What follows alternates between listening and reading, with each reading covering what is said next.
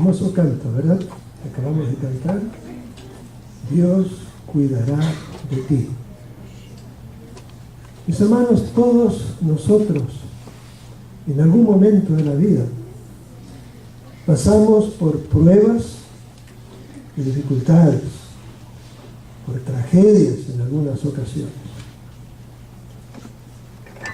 Qué hermoso es tener un asidero, tener un Dios en quien podemos nosotros plenamente confiar.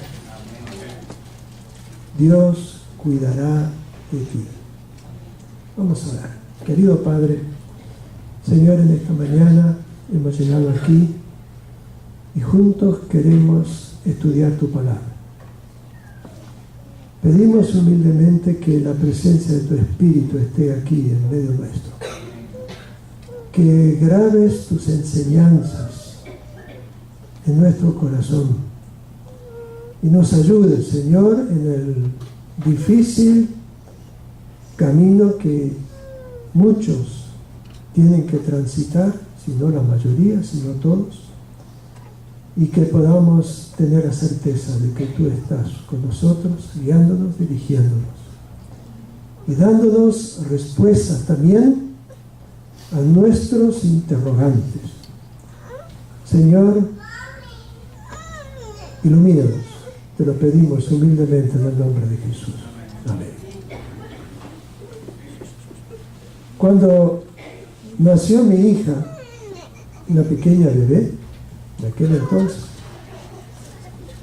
yo me planteaba y decía, ¿qué será el día cuando ella me pregunte, ¿por qué papá esto y por qué papá lo otro? ¿No es cierto? Era una cosita pequeñita. A mí me parecía como que, eso estaba bien en el futuro. Pero cuando yo menos pensé, ya estaba preguntando, ¿por qué esto y por qué lo otro? Y a veces me ponía en serios aprietos cuando me preguntaba por qué.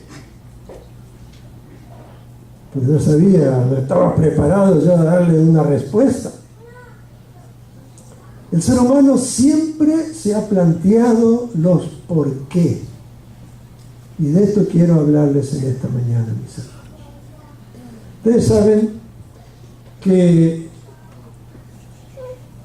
a veces hay respuestas que se puede decir, la razón de aquello que nosotros preguntamos por qué.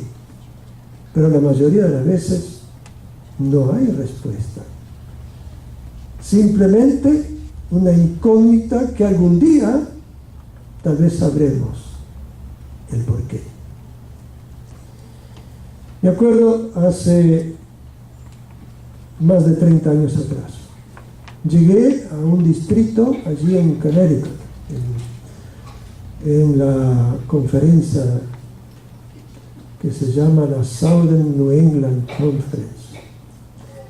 Llegué a esa iglesia y había un joven matrimonio que comencé a darles estudios bíblicos porque estaban interesados a conocer el mensaje bíblico. Y me daba mucho placer llegar a la casa a estudiar con ellos. Porque era un matrimonio así que siempre preguntaban y querían conocer más y más. Y tenían una niñita chiquitita de unos 2 años tal vez, y medio. Lili se llamaba. Lili, siempre inquieta, muy difícil que se quedara sentadita. Siempre andaba dando vueltas por ahí, ¿no es cierto? A veces interrumpía y a veces se entretenía. Felizmente ese matrimonio se bautizó, estaban exuberantes de alegría, de entusiasmo en la iglesia. Ella de vez en cuando cantaba algún especial en la iglesia. Y yo recuerdo ese sábado, tuvimos un lindo sábado, el domingo de mañana, ya era como en esta época de verano. Iban a salir de picnic, iban a pasar un día en el campo con los padres de ella, y estaban cargando las cosas en los carros. Un vehículo estaba estacionado en la acera del lado donde ellos vivían, y el carro de este joven estaba del otro lado de la calle. Y mientras él iba llevando una caja, cruzando la calle, la niña dice: ¡Papi! Y en eso un chillido de gomas, y él se da vuelta y ve volando a su niñita, que se estrelló allí a una distancia terrible, y la levantaron muerta. ¡Qué tragedia! No podía yo creerlo cuando ellos me llamaron y me avisaron de que estaban en el hospital y que Lili había muerto. Todos nos planteamos esta pregunta: ¿por qué, Señor? Ese por qué es desde que el hombre existe. Si nosotros abrimos nuestras Biblias en el libro de Job, el gran sufriente Job, vamos a encontrar que Job, en más de una ocasión, él planteaba ese porqué delante de Dios. Capítulo 3 de Job, versículo 11 dice: ¿por qué no morí yo en la matriz o expiré al salir del vientre? Versículo 12: ¿por qué me recibieron las rodillas? Versículo 20: ¿por qué se da a luz al trabajado y vida a los de ánimo amargado? En el versículo 23: ¿por qué se da vida al hombre que no sabe por dónde ha de ir y a quien Dios ha encerrado? Y así continúan los porqués. Pregunto: ¿hay respuesta a esos porqués? La mayoría de las veces no hay respuesta. Dios es soberano. Sabemos que muchos de esos interrogantes nunca vamos a saber el porqué mientras transitamos por esta vida, por los caminos tortuosos de esta vida. Buscando en Jueces, encontramos a Gedeón, la historia de Gedeón. Jueces, vamos a buscar acá el capítulo 6 de Jueces.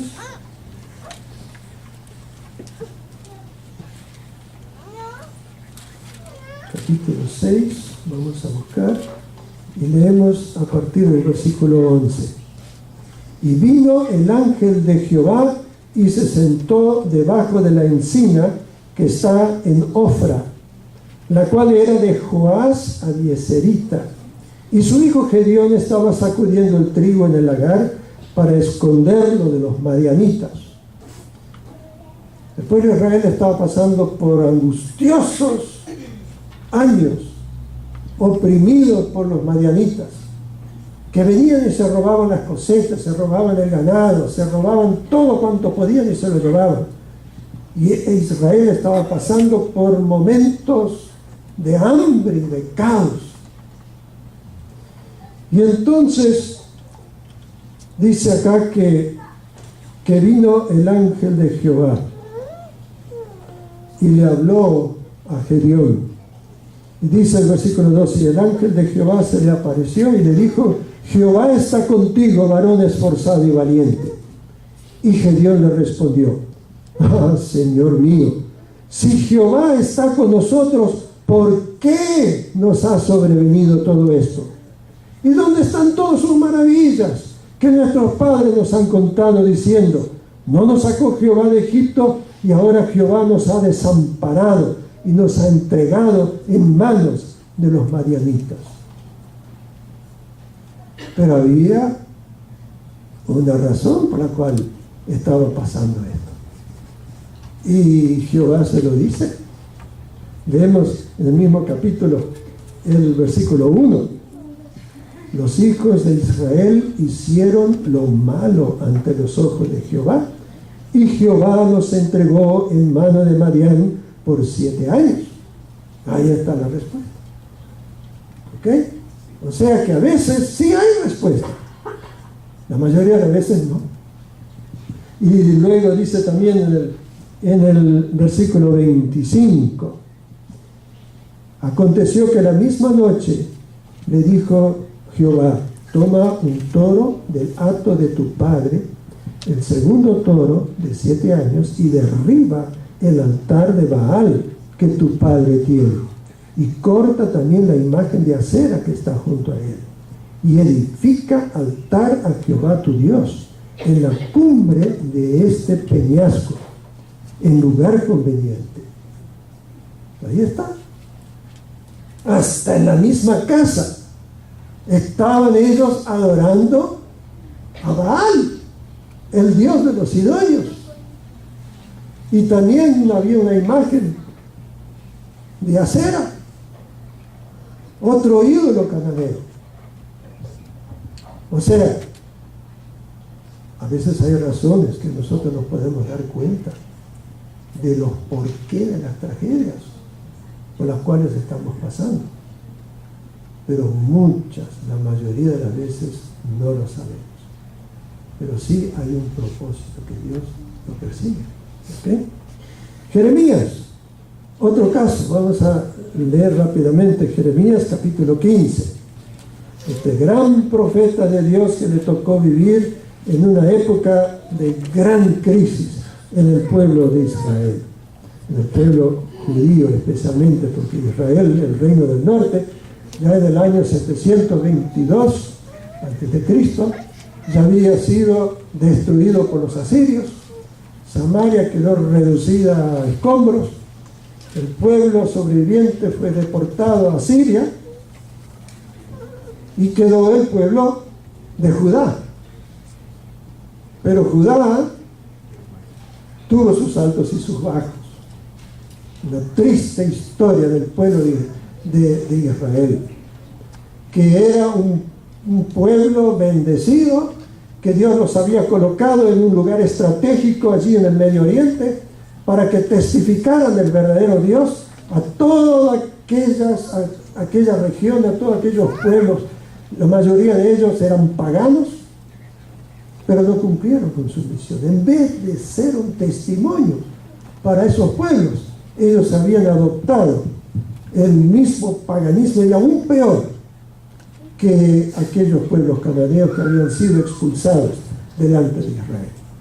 Entonces Jeremías, en una época de gran apostasía en Judá, dice en el capítulo 15, versículo 16 de Jeremías: fueron halladas tus palabras y yo las comí, dice Jeremías, y tu palabra me fue por gozo y por alegría de mi corazón, porque tu nombre se invocó sobre mí, oh Jehová, Dios de los ejércitos. No me senté en compañía de burladores, ni me engreí a causa de tu profecía. Me senté solo porque me llenaste de indignación. Y ahora viene el versículo 18. ¿Por qué fue perpetuo mi dolor y mi herida desahuciada no admitió curación? Serás para mí como cosa ilusoria, como aguas que no son estables. Por tanto, así dijo Jehová: si te convirtieres, yo te restauraré, y delante de mí estarás. O sea, Dios le dice claramente: si se convierten, si ustedes se convierten, van a ser restaurados. Pero si siguen en apostasía, no esperen bendiciones ni pregunten por qué vienen todas estas desgracias. Hermanos, a veces hay respuestas y a veces no. Por ejemplo, Jesús mismo, cuando estaba en la cruz, Se sintió muy solo Jesús, y Jesús mismo dijo: Dios mío, ¿por qué me has desamparado? Claro, Jesús estaba pisando solo el lagar. Él estaba cargando sobre sí la pecaminosidad del mundo. Aunque el Padre no lo había abandonado, pero Él retrajo su presencia ante la vista de todo el universo y de los seres humanos. Y Jesús también dijo: ¿por qué me has desamparado? Así que no hay ni un pecado en plantearse los por qué, porque Jesús mismo lo dijo, ¿verdad? Pero sí podemos tener la certeza de que aunque no sepamos nosotros las razones de las cosas que nos pueden estar sucediendo, podemos tener la certeza de que nunca Dios abandona ni deja así al garete a sus hijos. Por ejemplo, ustedes saben que cuando la iglesia cristiana se estableció, allí en el día de Pentecostés recibieron el bautismo del Espíritu y se obraban maravillas a través de los apóstoles, a través de aquellos fieles hijos de Dios. Pero de pronto llegaron las persecuciones. Y el primer mártir, Esteban, lo apedrearon y murió allí tristemente, después de testificar tan valerosamente ante aquel Sanedrín. Cuando murió Esteban, poco tiempo tomaron a Jacobo, el hermano de Juan. También murió como mártir, el primero de los 12 apóstoles que murió. Y pensaban ellos que podían acabar con todos esos 12. El siguiente en la lista estuvo Pedro. Y allí al día siguiente le iban a sacar a Pedro. Estaba encadenado con 2 guardias en lo más profundo de la cárcel. Pero esa noche vino un ángel y lo despertó y dijo: Pedro, levántate. Y las cadenas se le cayeron de la mano. Y él creía que estaba soñando. Y él dijo: sígueme, síguete y sígueme, cálzate. Y él lo fue siguiendo, la puerta se abrió, ahí estaban los guardias. Y yo, qué interesante sueño, ¿no? Pero no era sueño, era realidad. Hasta que llegó al fresco de afuera y se dio cuenta: espérate, esto no es un sueño, esto es realidad, estoy libre. Vino el ángel y lo liberó. La pregunta es: ¿y por qué no hizo lo mismo con Esteban? ¿Por qué no hizo lo mismo con Jacobo? ¿Hay alguna respuesta? ¿Sabemos por qué? Permitió de que muriera Esteban, muriera Jacobo y posiblemente muchos otros, pero en este caso Pedro fue liberado en forma providencial. No lo sabemos, pero algún día lo sabremos. Mis hermanos, tal vez Jesucristo, aunque en otro contexto, pero ese pasaje sí podemos entenderlo perfectamente también en lo que estamos diciendo. En San Juan, el capítulo 13, el versículo 7, le dice a Pedro, aquella vez cuando estaba en el aposento alto, capítulo 13, versículo 7, respondió Jesús y le dijo: lo que yo hago, tú no lo comprendes ahora, mas lo entenderás después. Muchas veces lo que el Señor hace ahora, tal vez no lo estamos entendiendo, pero algún día lo vamos a entender. Y vamos a darle gracias al Señor por los hechos providenciales que ahora nos afligen, pero que vamos a darle gracias al Señor por estos hechos providenciales. Tal vez pueda servir este relato que les voy a contar ahora. En los tiempos cuando en el estado de New México estaban poblando cada vez más la ola de migrantes anglos que estaban llegando a aquellos estados del oeste. Pero ya habían algunos establecidos allí, además de los apaches, que son los indígenas que vivieron allí por siglos antes. Ya los españoles habían poblado esa región. Y entre esos estaban la familia Martínez, de los emigrantes, descendientes de los emigrantes españoles que habían poblado el estado de Nueva México, New México. Sí, tenían escaramuzas continuas con los apaches.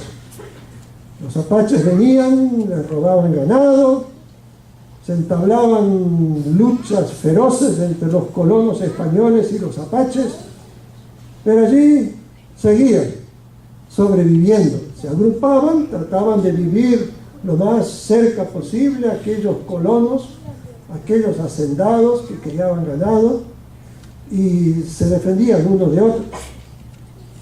Pero muchas veces venían los indios y mataban, y ellos mataban a los indios, y esa era la lucha continua que había entre ellos. Y entre esos estaban Patrocinio y Rosaura Martínez.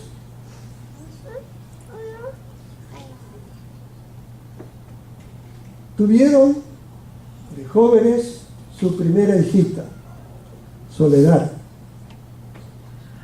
Poco tiempo después llegó también Eugenio, después vino Herminio, llegó una niñita llamada Carmelita, y después finalmente Manuelito. A Manuelito lo llamaban el españolito, porque era así de ojos azules como su abuela, y tenía su pelito onduladito así, la tez era bastante clarita, y lo llamaban con tanto cariño nuestro españolito. Vivían felices ellos con sus 5 hijitos. Estamos hablando de principios del siglo XX, ya son como 100 y pico de años, casi 120 años atrás, ¿ok? Los tiempos del medio oeste o del oeste salvaje todavía. Pero un día, Patrocinio y Rosaura tuvieron a uno de sus hijitos que se enfermó de una fiebre alta. A las pocas horas se enfermó también el otro hermanito, el niño. El médico más cercano estaba a caballo como 120 millas, una distancia. Ningún médico iba a venir a esa distancia a atender a una familia. Y vivían totalmente desamparados de cualquier recurso médico y de los escasos conocimientos médicos que había en aquel entonces. La desgracia fue que el primer hijito a las pocas horas murió. Y de pronto también se fue agravando Herminio y siguió con Carmelita, que también le dio la misma fiebre, duró pocas horas y también Carmelita murió. De pronto tenían 3 ataúdes allí en la casa. Vinieron los vecinos a consolarlos, pero no pasó mucho rato y también el españolito agarró la misma fiebre y duró también pocas horas y también murió. De pronto 4 de los hijitos estaban muertos allí, en uno de los cuartos de la familia Martínez. Rosaura no aguantó ese dolor. Para ella era inconsolable el dolor de haber perdido a 4 niños en tan pocas horas. Y estaba embarazada, esperando otro bebé, el 6º. Felizmente la mayor de las hijas, Soledad, no tuvo la fiebre, ni tampoco los padres, pero los 4 niños murieron. Allí Patrocinio hizo una gran fogata en el patio. En esa noche de la vigilia vinieron los vecinos, rodearon la fogata porque era ya tiempo de invierno para calentarse. Pero Rosaura estaba en cama, rígida, parecía como que ya no escuchaba a nadie, ni recibía alimentos, no quería nada de esta vida. Para él era desesperante que también perdiera a su esposa.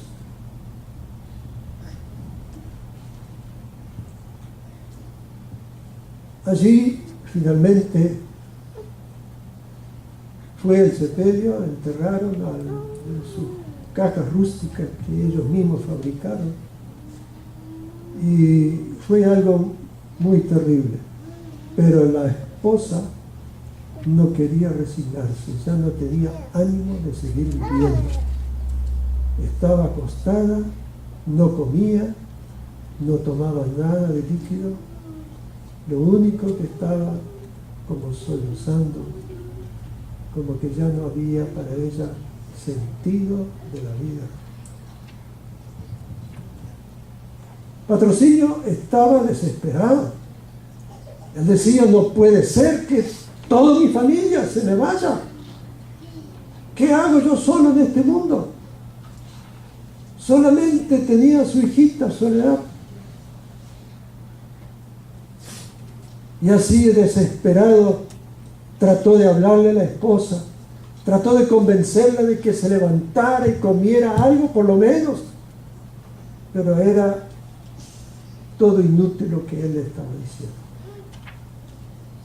Y así se acostó, quedó dormido, rendido de cansancio.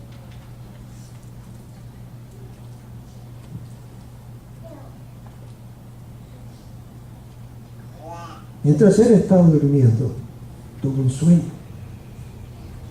En ese sueño, él estaba como caminando en un bosque que le parecía extraño, nunca lo había visto así en el sueño. Y había un camino que iba así descendiendo y que llegaba a una llanura, una zona montañosa. Iba caminando él y de pronto había un claro en el bosque y vio a un hombre ahorcado allí, en una horca. Dijo: wow, ¿qué habrá pasado aquí? ¿Quién será? Bueno, siguió caminando y un poquito más abajo se encontró con un caballero de porte apuesto. Le dijo tímidamente: oiga, ¿qué pasó con este hombre que está ahorcado allí? ¿Quién es? Y el caballero le dice: ¿y usted no lo conoce? No tengo idea, no. Y además, ni soy de acá. ¿Quién es? Sí, usted lo conoce. Venga, mírele bien y usted lo va a reconocer.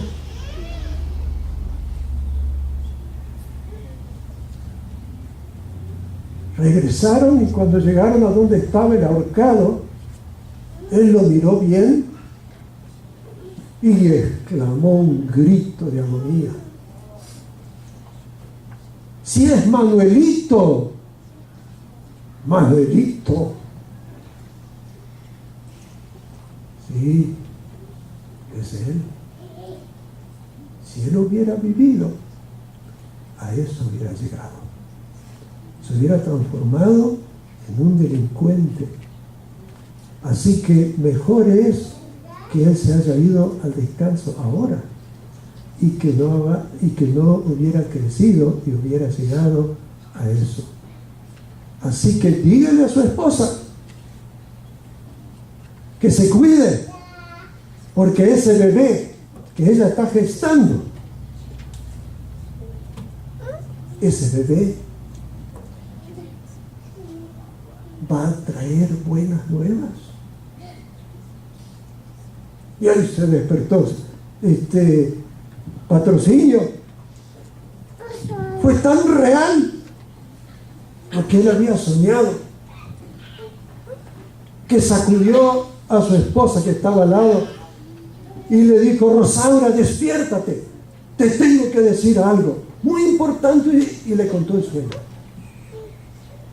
Y también tú tienes que cuidar a ese bebé que estás gestando, porque ese bebé va a traer buenas nuevas. Bueno, pasaron los meses y ahí nació José. Lo llamaron José por alguna razón. El Señor añadirá, quiere decir José. ¿Sí?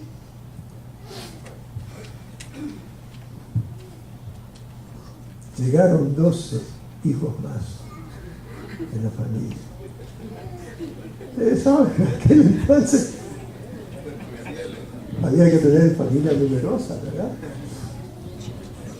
Entre esos, acortando la historia, entre esos, aunque ellos por un buen tiempo habían sido unos borrachines, hasta tenían un bar ellos allí en la hacienda de Rancho Grande, allí en New México, ¿no?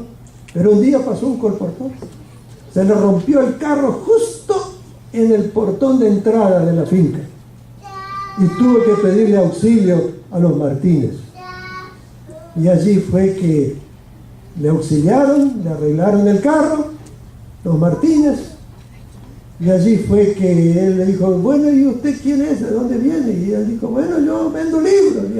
Y él le comenzó a hablarle del mensaje. Y toda aquella familia se convirtió. ¿Ok? Entre aquellos que se convirtieron estaba Max Martínez. ¿Alguno de ustedes lo conoce? ¿Max Martínez? Sí, hay unos cuantos. Yo lo conocí también. No hay cosa más interesante, no sé si vive todavía, no sé si vivirá, porque ya debe estar bien viejito, ¿no? Pero Max Martínez, en un camp meeting, yo lo conocí allá en South Lancaster, Massachusetts, y nos quedamos embelesados escuchando.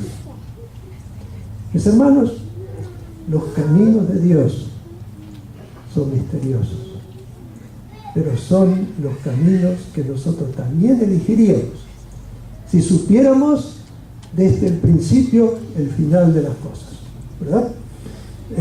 Romanos, el capítulo 8, el apóstol Pablo dice así, capítulo 8, versículo 28: y sabemos que a los que aman a Dios, todas las cosas les ayudan a bien. Esto es, a los que conforme a su llamado son, conforme a su propósito son llamados. Mis hermanos, frente a esos porqués, ustedes saben muy bien que muchas veces nosotros somos sacudidos por noticias trágicas. Una de ellas fue el 31 de diciembre, cuando Pablo Álvarez, ¿no es cierto?, en forma inesperada y repentina, se nos fue, ¿verdad? ¿Cuál debe ser nuestra actitud frente a esos porqués que nosotros no sabemos darle una respuesta? Primeramente, no debemos juzgar. Recuerden eso, no debemos juzgar. Porque es tan natural al ser humano buscarle una explicación Esto tiene que haberle pasado por quién sabe qué. ¿Se acuerdan los consoladores de Job? Que lo acusaban, tú tienes que tener un pecado por el cual te cayó toda esta desgracia. ¿Cierto? Alguna cosa tendrás que haber hecho. ¿Por qué? Porque te pasó esto. No debemos juzgar. Nosotros no sabemos la mente de nuestro Dios y los designios de nuestro Salvador. En el libro de Santiago nos da otra de las razones cómo debemos nosotros enfrentar los porqués. Santiago capítulo 1 versículo 2 dice: hermanos míos, tened por sumo gozo cuando os halléis diversas pruebas. Wow, estar contento cuando nos vienen pruebas, yo creo que es difícil, ¿no? Pero dice acá: sabiendo que la prueba de vuestra fe produce paciencia, mas tenga la paciencia su obra completa, para que seáis perfectos y cabales, sin que os falte cosa alguna. Debemos tener paciencia. Dice una cita muy linda, que es una de mis favoritos. Dice: el hecho de que somos llamados a soportar pruebas demuestra que el Señor Jesús ve en nosotros algo precioso que quiere desarrollar. Si no hubiese en nosotros algo que pudiera glorificar su nombre, no dedicaría tiempo a refinarnos. Cristo no arroja a su horno piedras sin valor. Lo que Él purifica es mineral valioso. O sea, si alguno de nosotros se encuentra en el hornillo, sepamos que el Señor está refinando mineral precioso que Él quiere que salga de esas pruebas. Otro punto bien importante: nunca debemos dar lugar a la amargura o el desaliento. ¿Se acuerdan de Pablo y Silas? Pablo estaba en su itinerario yendo de pueblo en pueblo a lo que hoy es Turquía, ¿no es cierto? En aquel entonces llamaban la provincia del Asia, que era una provincia del Imperio Romano. Y Pablo quería ir a Bitinia, pero el Espíritu le dijo: no vas a ir a Bitinia, vas a ir a Troas y a Macedonia. Vas a cruzar en barco, vas a llegar a Macedonia. Y ahí vio un joven que decía: pasa a Macedonia y ayúdanos. Y ahí se dirigió Pablo inmediatamente, juntamente con Silas y con los acompañantes. Anduvieron y llegaron a la región de Filipos, la primera ciudad ya dentro de Europa. Y Filipos todo estaba bien. Ese sábado salieron ellos a la orilla del río y ahí encontraron un grupo de damas que estaban ahí, hicieron un culto con ellas y ahí se convirtió un grupito de estas damas. Wow, estaban contentos. La obra estaba comenzando a nacer y prosperar en Filipos. Pero un día una muchacha endemoniada por detrás comenzó a gritar y finalmente Pablo increpa al demonio y salió de la muchacha, y ahí se acabó el negocio de aquellos que la usaban para adivinar. Y al poco rato se armó un tumulto.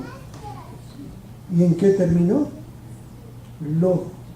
Dice que le rompieron la ropa a Pablo y a Silas, los golpearon y los metieron a la cárcel, y el carcelero los metió en el calabozo de más adentro, les puso el cepo, esa cosa ahí que lo aprisionaban los pies, que no podían ni moverse. Todos los elementos estaban allí presentes para estar amargados. ¿Qué? El Señor nos dijo que viniéramos acá y mira cómo nos fue. Con toda la espalda lacerada, todo lleno de heridas, de la terrible golpiza que les dieron. Pero ¿qué hacía Pablo y Silas esa noche? Cantaban y alababan al Señor. Y todos los presos escuchaban. Y ellos con su sufrimiento no se frustraron. ¿Qué hubiéramos hecho nosotros en un caso así? Señor, parece que esto no es para mí, mejor me voy a mi tierra y tranquilo, y no voy a estar ahí, porque me van a matar estos, ¿no? No. Qué linda actitud del apóstol Pablo y de Silas. En medio de las pruebas, alabándole al Señor por todas las circunstancias que habían ocurrido. Así que no hay por qué amargarse ni resentirnos con Dios. Jamás hagamos eso. Alabemos al Señor porque a través de las pruebas y dificultades el Señor está desarrollando algo en nosotros. ¿Se acuerdan del pastor Mendieta? Que hace poquito que él estuvo aquí. Él dijo una frase muy linda. Nunca pregunten por qué, sino para qué. ¿Se acuerdan de eso? No por qué, sino para qué. Señor, todo lo que me está pasando, ¿para qué será? ¿Qué me estás enseñando con esto? ¿Verdad? Qué bonito.